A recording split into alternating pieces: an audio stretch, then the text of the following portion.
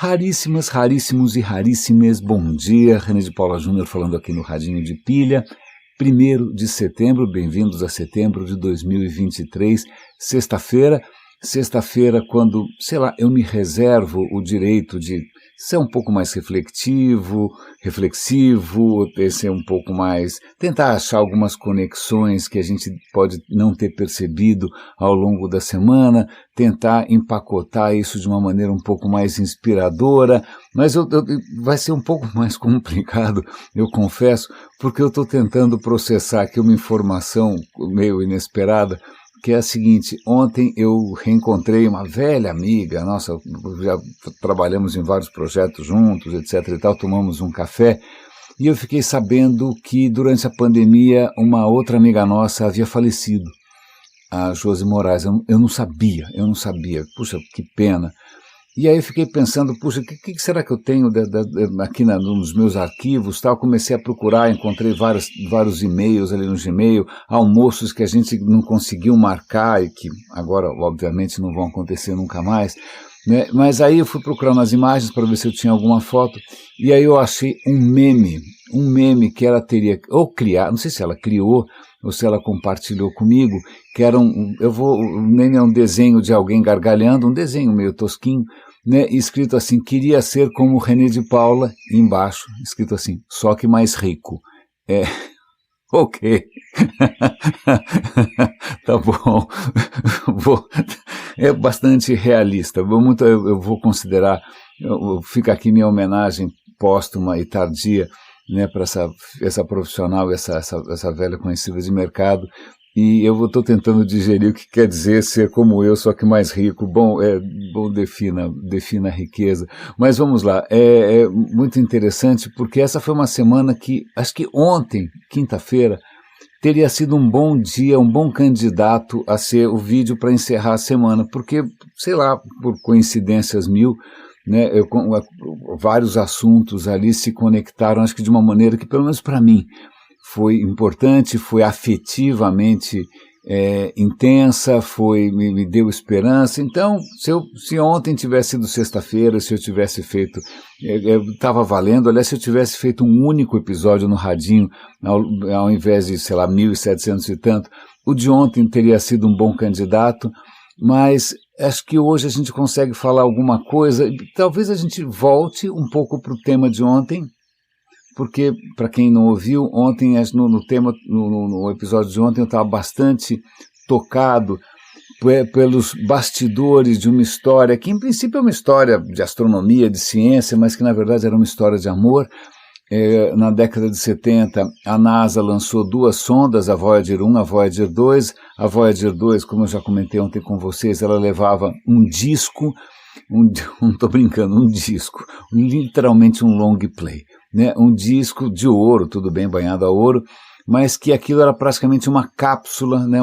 Para tentar explicar para, sei lá, caso algum dia, daqui a não sei quantos bilhões de anos, né, algum alienígena conseguir encontrar essa sonda perdida por aí. Ela já saiu do sistema solar, inclusive, está lá 18 bilhões de quilômetros, sei lá né? Caso alguém um dia encontrasse esse disco, pronto, está aqui, esse é o nosso cartão de visita, esses somos nós, né? E eu comentei que esse era um projeto do Carl Sagan, um divulgador de ciência extraordinário, e ele chamou para fazer essa coletânea, né, do que seria o cartão de visita da humanidade. Ele chamou a Andruyan. Eles se apaixonam e, no fim, depois da sonda ser lançada ao espaço, cada um se separa dos seus respectivos parceiros naquela época e se casam e vão viver 20 anos até que o Carl Sagan morra. A Andruyan está viva ainda.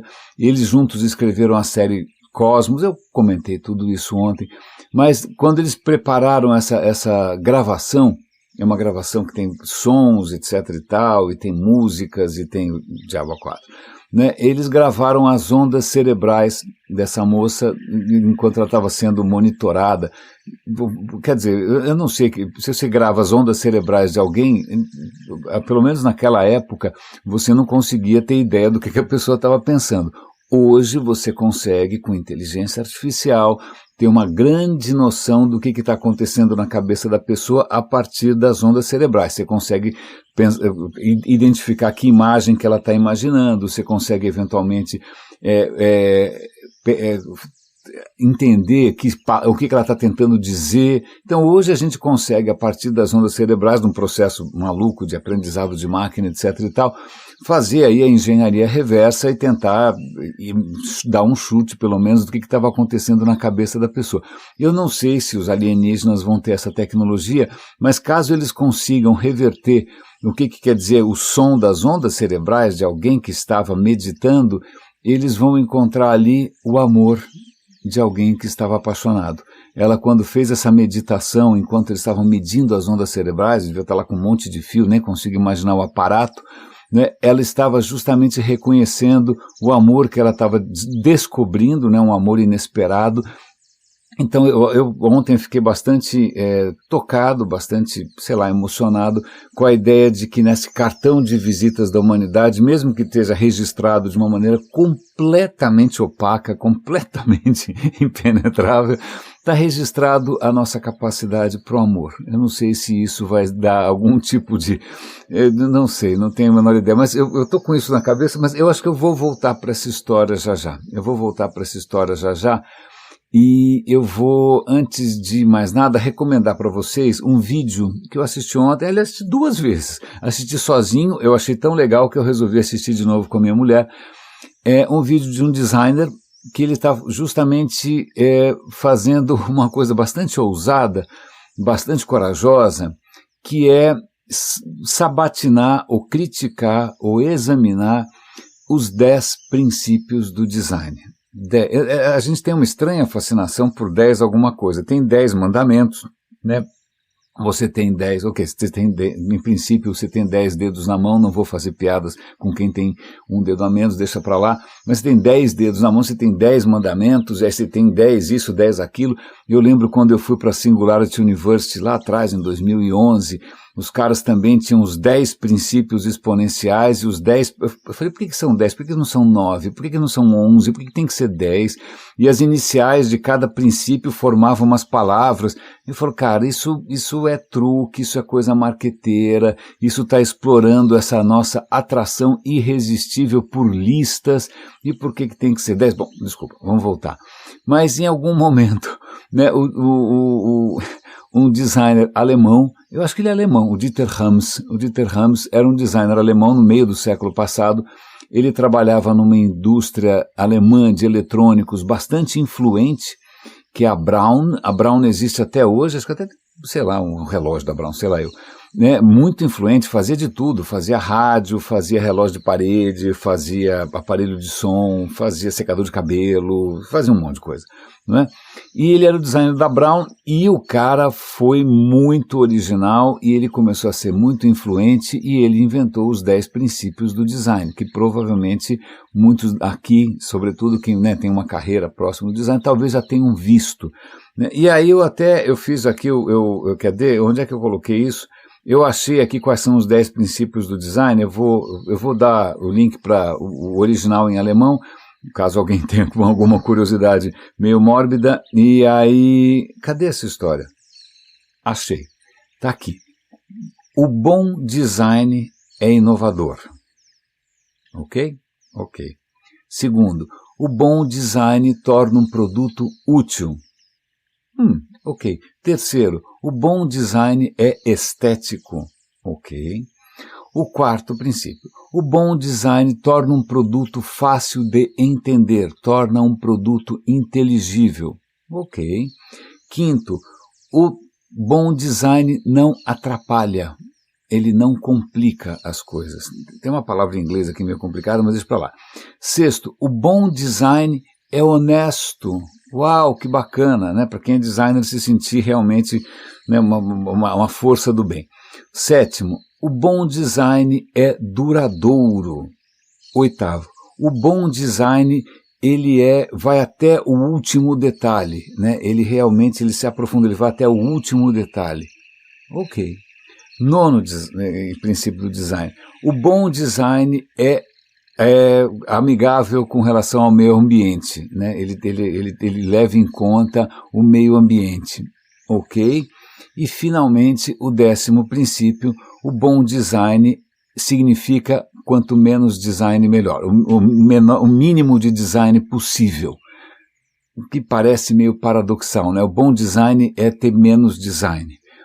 Bacana, 10 princípios, e nesse vídeo é legal porque ele vai mostrar o Dieter Rams um cara sério, não é assim um cara exuberante, com tatuagens e roupas exóticas, não, um cara sério, circunspecto, podia ser, sei lá, um professor de semiótica, podia ser um biólogo, tanto faz, né? Aquela coisa germânica, sólida, o cara não sorri nunca, né? E aí tem esses 10 princípios todos que, poxa, quando você ouve, isso deve ter acontecido com você, todos eles parecem falar o coração, parecem dar um tipo de peso, né? Um peso humanístico para a questão do design. Mas o que é legal é que esse vídeo ele vai dar uma boa questionada nessa história toda, um por um.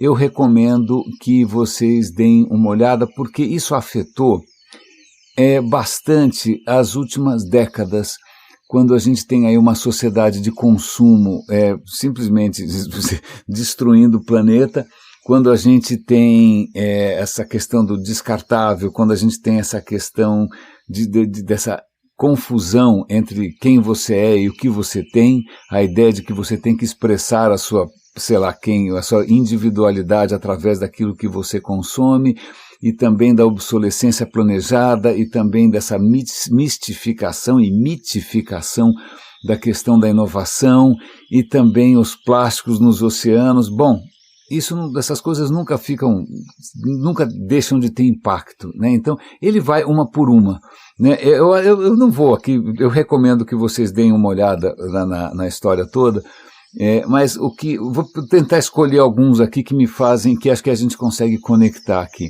Ele fala, o bom design é honesto. O que quer dizer isso? Quer dizer que, bom, uma das interpretações possíveis é que o bom design não vai enganar ninguém. O texto original é o seguinte, o bom design é honesto, ele não torna um produto mais inovador, mais potente ou mais valioso do que ele realmente é. Ele não tenta manipular o consumidor com promessas que ele não vai cumprir. Jura? Tem certeza? Né? E aí o rapazinho ali, do designer que fez o vídeo, ele vai mostrar um objeto desenhado pelo Dieter Rams, que é uma calculadora, que em princípio uma calculadora, não consigo imaginar uma coisa menos glamourosa do que uma calculadora, mas a calculadora desenhada pelo Dieter Rams é uma obra-prima. Aliás, se você tem um iPhone, é só abrir a calculadora do iPhone, a calculadora do iPhone é uma cópia, é um plágio descarado daquilo que o Dieter Rams desenhou para ser uma calculadora. Aliás, a Apple inteira é um clone descarado do Dieter Rams. Se você acha que a Apple é pioneira no design, não, ela está replicando sistematicamente, mas quase no nível, eu acho que, se eu não me engano, até teve algum tipo de ação jurídica, eles entraram em algum tipo de acordo com o Dieter Rams para não serem acusados de plágio, mas a Apple plagiou o design dos anos 50, 60, 70 do Dieter Rams de uma maneira gritante. Então, quando você via o primeiro iPod, o iPod era idêntico a um aparelhinho da Brown. Aqueles Macs de mesa eram idênticos a aparelhos da não sei... Cara, idêntico, aquilo não tinha nenhuma originalidade, eles estavam seguindo o Dieter Rams à risca. Mas vamos voltar para a calculadora do Dieter Rams, deixa a Apple para lá, não, a gente vai voltar para a Apple. Porque ele vai falar, olha, o cara pega a calculadora do Dieter Rams, se você quiser comprar uma agora, você pode comprar por $50, mas caso você seja um pouco mais pragmático, né, você pode comprar uma outra calculadora por $4. As duas fazem exatamente a mesma coisa. Né, mas acontece que a outra é mais cara porque ela é mais precisa? Não, porque o design dela é mais bonito. Esse design, pera um instante só, esse design que deveria ser honesto, ele está sendo honesto quando ele faz uma calculadora que você acaba comprando por outras razões, uma razão talvez de vaidade, uma razão talvez na esperança de uma qualidade melhor, de que aquilo vai expressar quem você é. Não, é uma calculadora, é o mesmo chip, né? A matemática é exatamente a mesma, não vai ser uma matemática mais favorável a ninguém. Então, pera um instante só, agora tá, então eu faço, de repente, um iPhone novo, qualquer produto novo, e a ideia é que ele seja vendável, que as pessoas achem interessante, achem bonito, então provavelmente ele vai ser mais atraente, não vai ser exatamente só função, não é só uma questão funcional, tem todo um processo de sedução no design, tem todo um processo de promessa no design.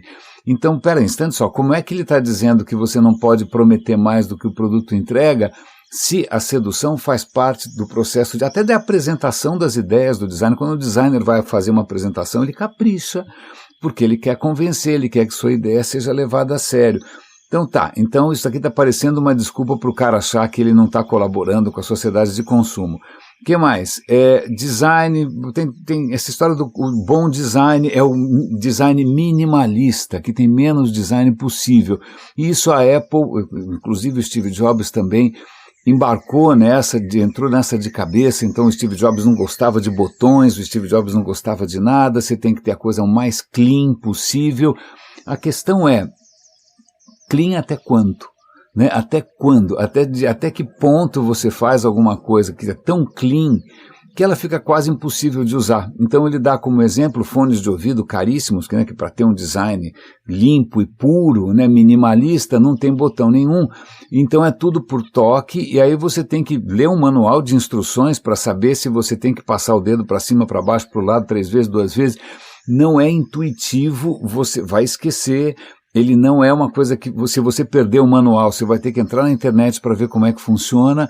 Então é um minimalismo que acaba sendo um tiro no pé, né? Um minimalismo que acaba sendo contraproducente. E um minimalismo que muitas vezes complica a produção de um produto. Então a Apple, sempre que lança, eu estou usando aqui a Apple, à torta e à direita, mas é porque realmente ela plagia o Dieter Rams explicitamente. Quando a Apple vai mostrar que ela está fazendo um aparelho novo, seja um fone, seja um plug, seja um celular, ela vai mostrar com todo o acabamento, o processo de finalização. Quando você vai ver, para fazer aquela aparência que é mínima, acaba sendo, em termos de trabalho, máxima, dá um trabalho louco. Você tem que fazer, aquilo é quase uma joia, o que torna o quê? O produto estupidamente caro. Absurdamente caro. E você vai comprar porque ele é caro. Então já não tem mais nenhuma racionalidade nessa história.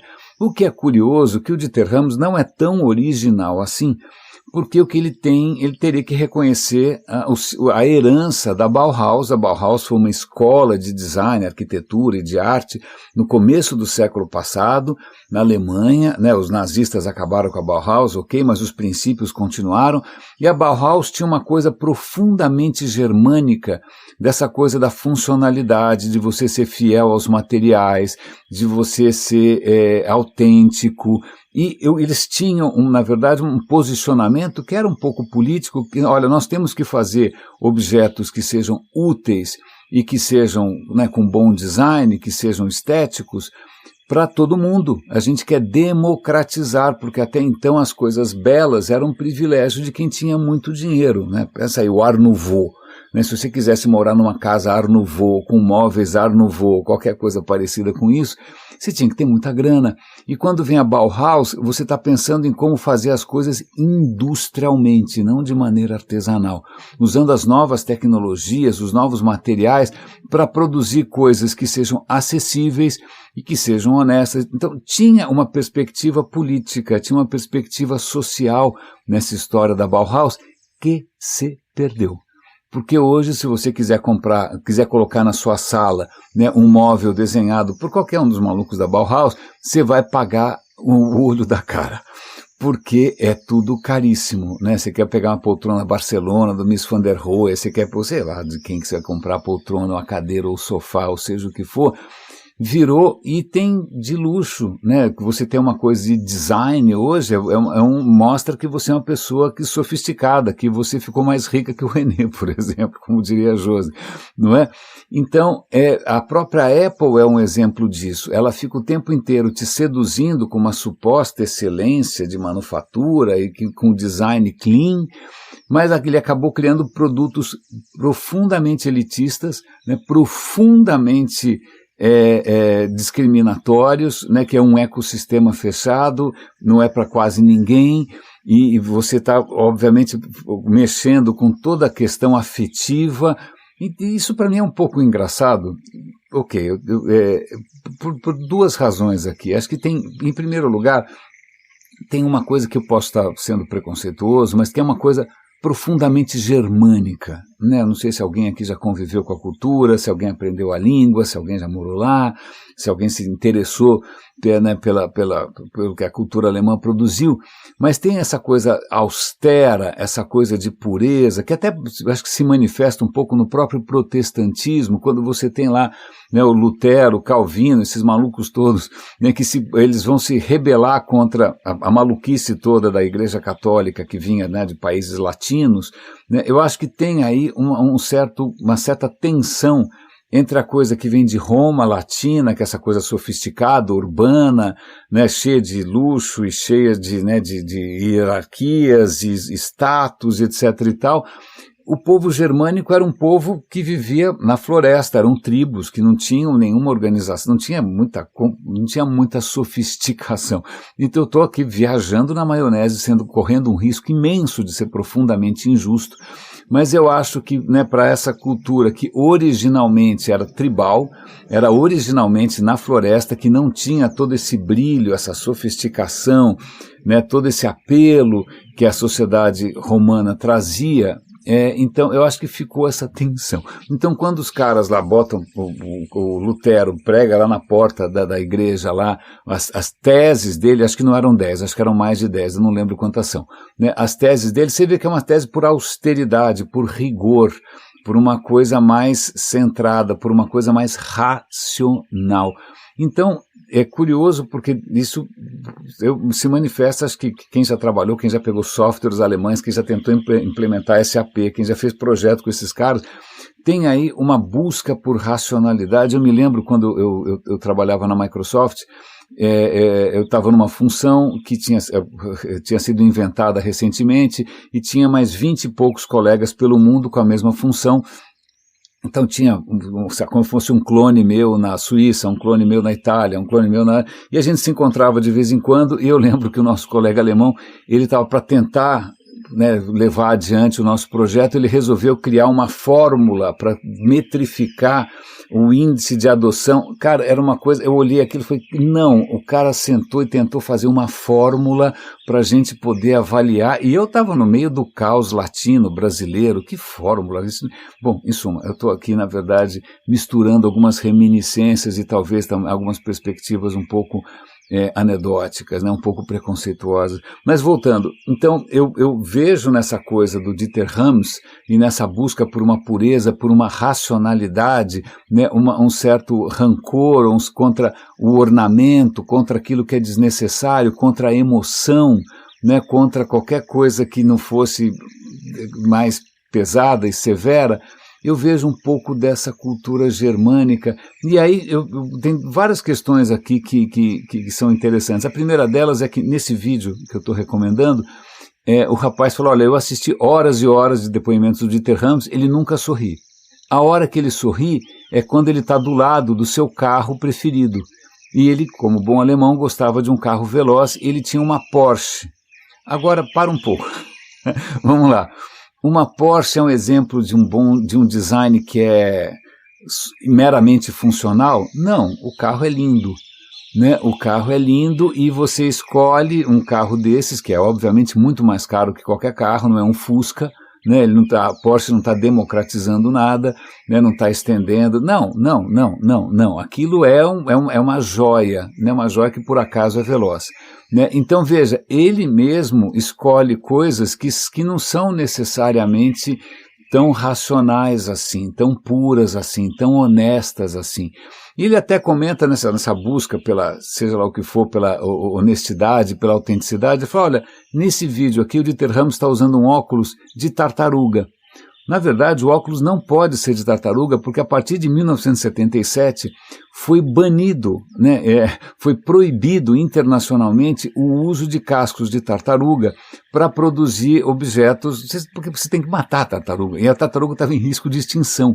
Então, quando você vê um óculos de tartaruga, né, depois dessa proibição, ele certamente é feito de material sintético, que imita muito bem e que fica bonito, porque o padrão é bonito.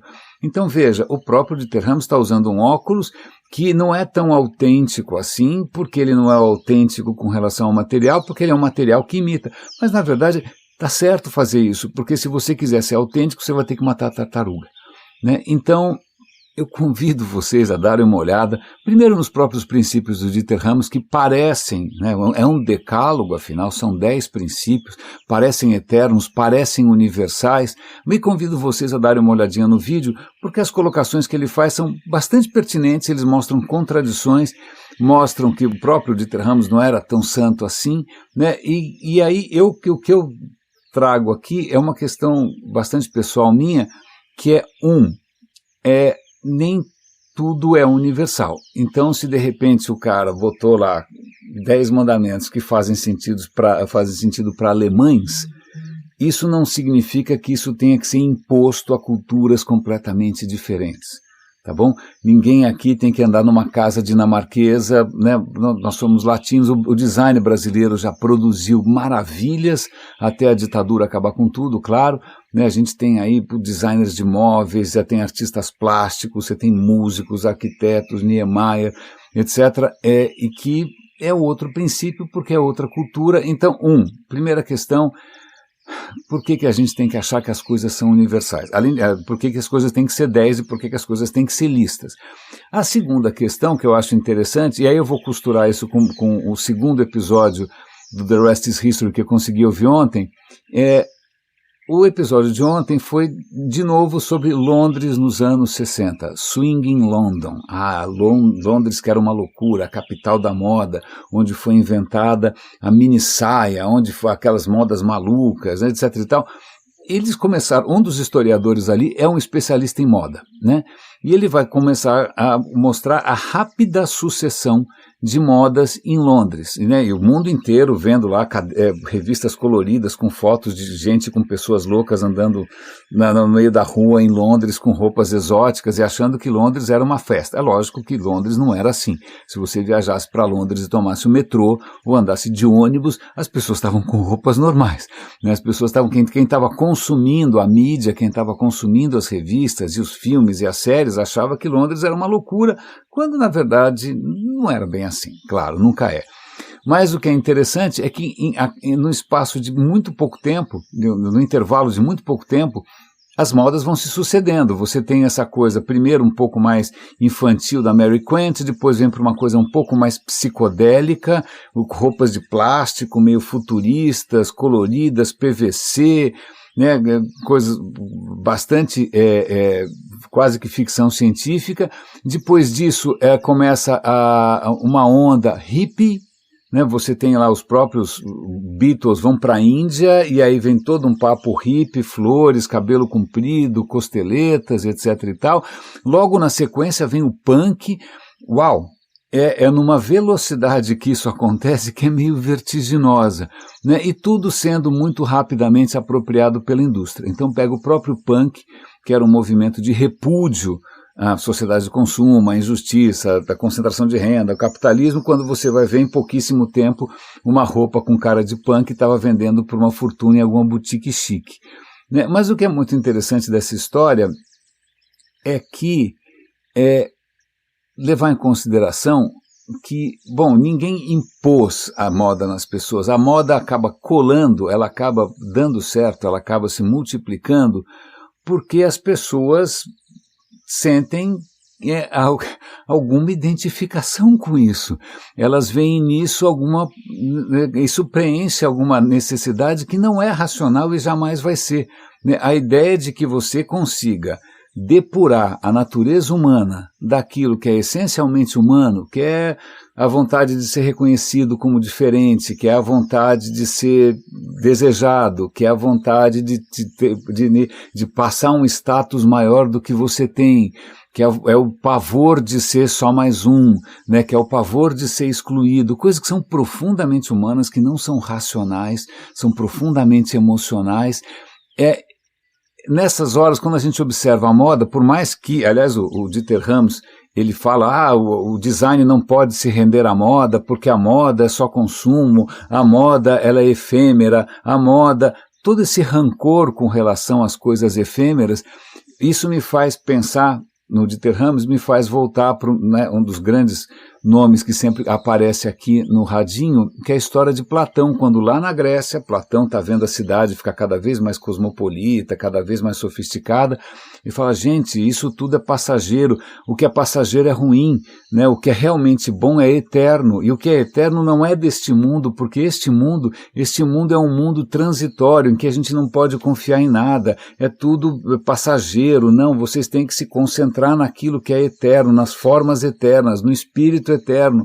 Então, veja que interessante, eu estou aqui na minha cachola, pensando nessa perpétua dicotomia entre quem, por alguma razão qualquer, não consegue digerir, né, o fluxo, as transformações, não consegue entender a natureza humana, que é, cara, que é muitas vezes frívola, que é insegura, que é irracional, né, que é passional, e vai tentar sonhar com uma coisa que não só não existe, um outro mundo que é completamente imaginário, mas vai também cobrar das pessoas o que elas jamais serão, né, que vão cobrar das pessoas uma pureza, uma transparência, uma honestidade, uma constância que é desumano, que é profundamente desumano, né, cobrar de nós o que nós não podemos jamais ser.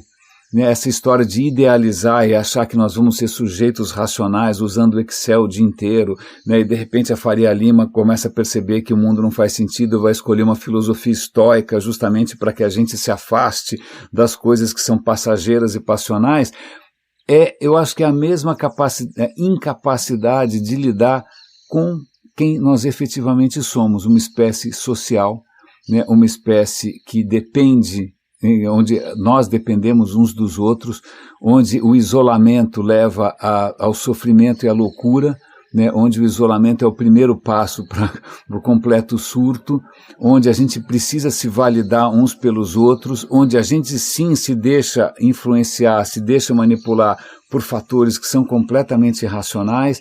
E, ok, em algum momento a gente inventou ciência, em algum momento a gente inventou a lógica, e isso fez absolutas maravilhas.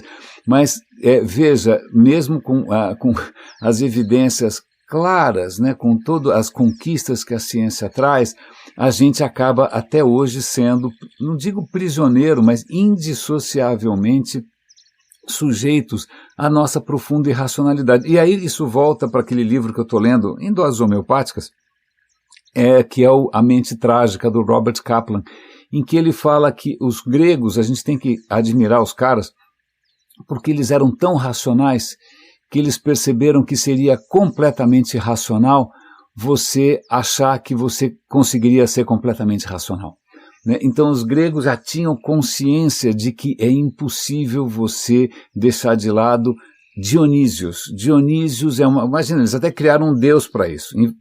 Todos os deuses são inventados, o Dionísio é um deus inventado, esse é um deus inventado justamente para dar conta da nossa embriaguez, das nossas paixões, do nosso desejo, da nossa loucura, da nossa fúria, né? Dionísios é aquele deus do porre homérico, das festas que acabam em, sei lá o que, numa chacina estranha.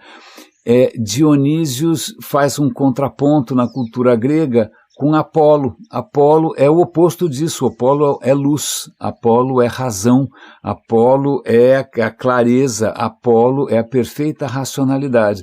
Então, quando a gente vê, né, o nosso amigo Dieter Rams influenciando uma Apple, que provavelmente foi por isso que você comprou o foninho, ou seja, o que for da Apple é por conta do Dieter Rams, etc. e tal, tentando pregar uma coisa apolínea, racional, transparente e tal, e tentando banir, tentando esquecer que existe Dionísios.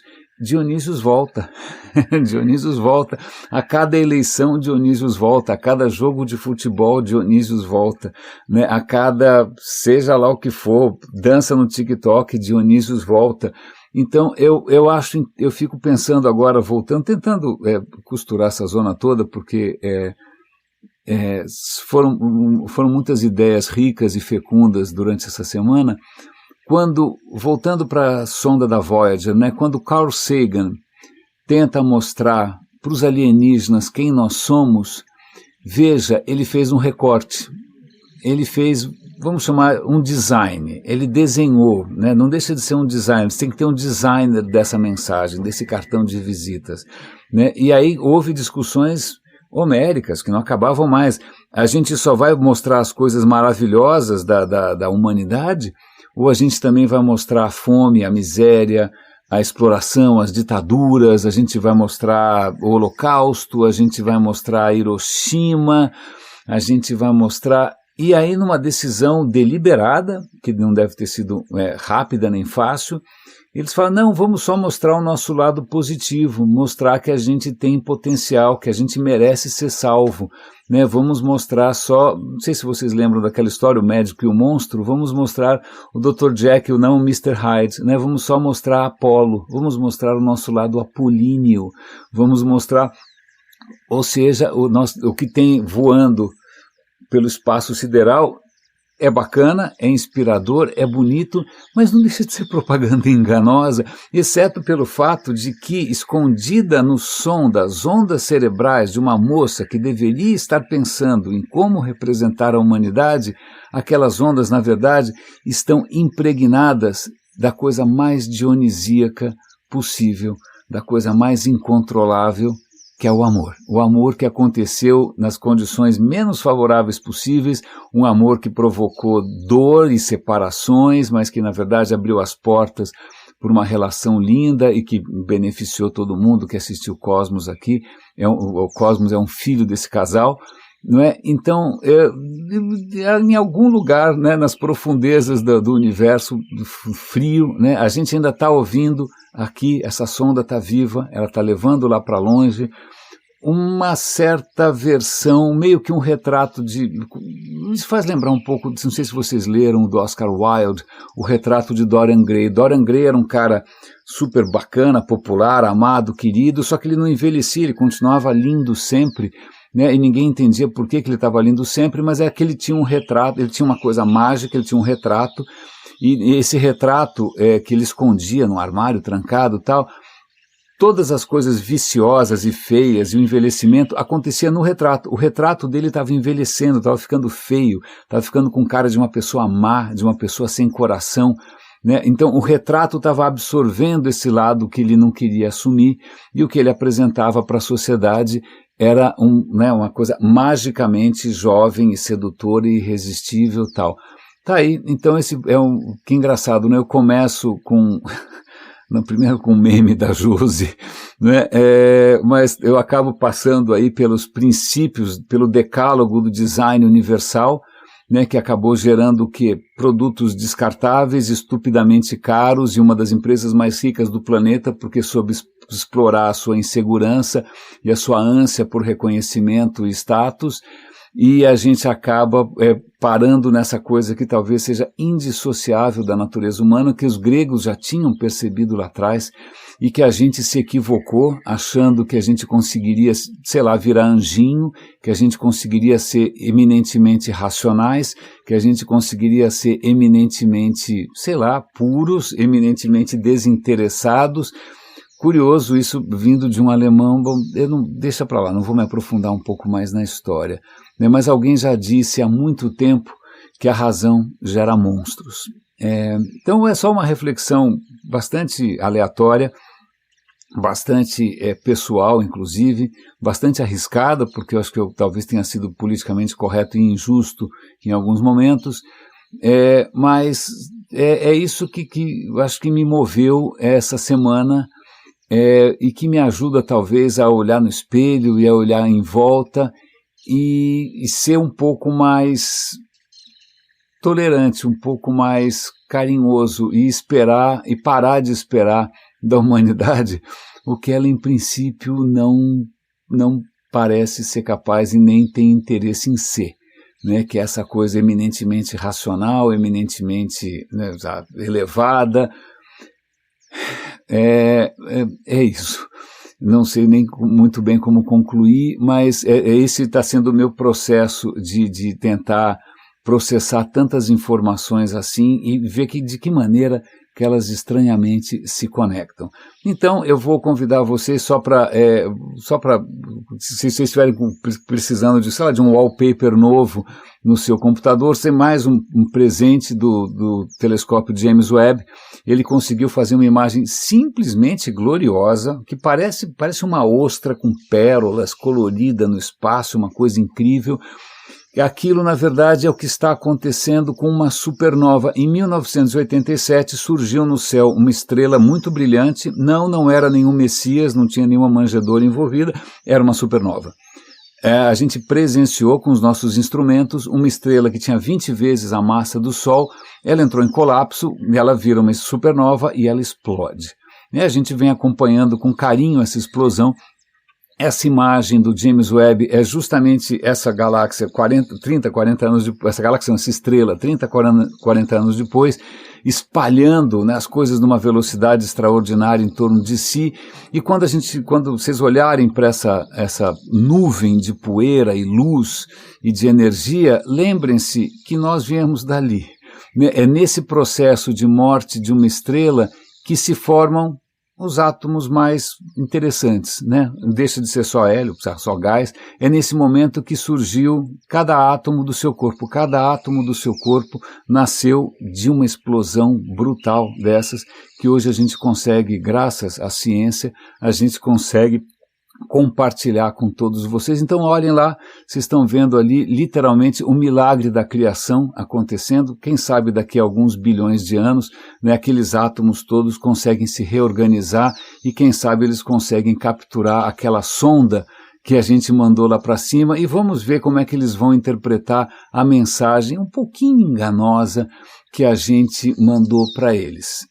Até lá, nós não estaremos mais aqui, né? Não vai precisar de tanto tempo assim para a gente tornar esse planeta inviável, mas é uma reflexão interessante. Raríssimes, cuidem-se por favor, um grande abraço e até segunda-feira.